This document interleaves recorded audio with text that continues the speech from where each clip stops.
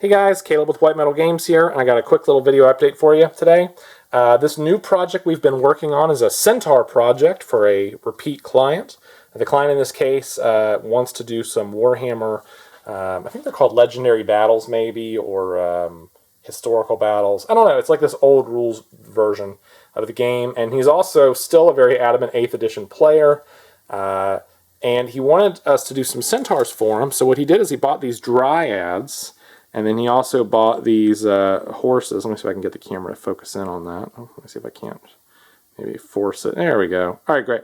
So he had these old pewter horses that were actually Native American centaurs. They were, they were kind of interesting. And then he sent us these Dryads, and so we basically butchered them at the hips, and then we pinned them together for added stability, because this is pewter. It will break if you drop it. In terms of like the join, and then we fused it together with some green stuff, or some yellow stuff in this case, and then that was basically it. Nice and simple. On a few of these it was a little more complicated. Let me see if I can't find one of the more complicated ones. This girl, because of the way she was, we had to face her backwards, so she's kind of faced backwards, which I think is really cool. It's kind of a neat dynamic. And then somewhere in here there's one bowman that the torso had to be joined in a weird way. It's not this one, but I'll bring this one up anyway. So you can see some of them were wearing togas, and so what we did there is we just re-sculpted the toga up a little bit to sort of, see there? See how it continues? So on this side you've got the toga, and then over here we just basically continued with it, and so when you paint it, it'll be seamless and it'll look like one model. That'll help to blend quite a bit so that clients who view your project later will see it and love it. I think maybe this is not it, but I thought that was her. Nope. But anyway, somewhere in here there's a centaur that's holding a bow that we had to sort of fix a little bit because basically the way the models were cut, it was kind of weird.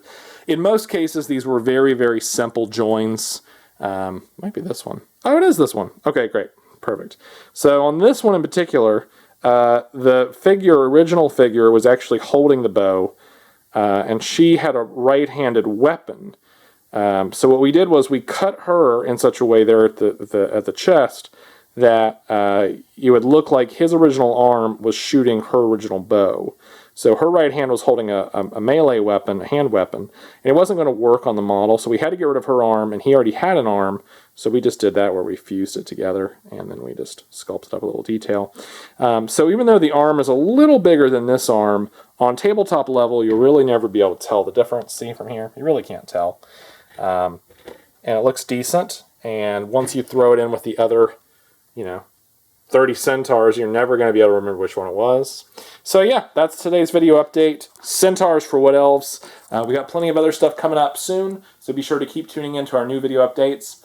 In addition to that, we're relaunching our podcast. War Council will be coming back. We're doing our first recording on this Wednesday, the 12th, I think, of August. So we should have that up in a few weeks. So be sure to tune back in to War Council. You can find us on Facebook. If you just go to our White Metal Games page, I'll be posting up some regular posts there about War Council, or find us online through iTunes. Just go to iTunes and type up War Council, and you should be able to find us no problem. And I'll try to put a link down at the bottom of this thing.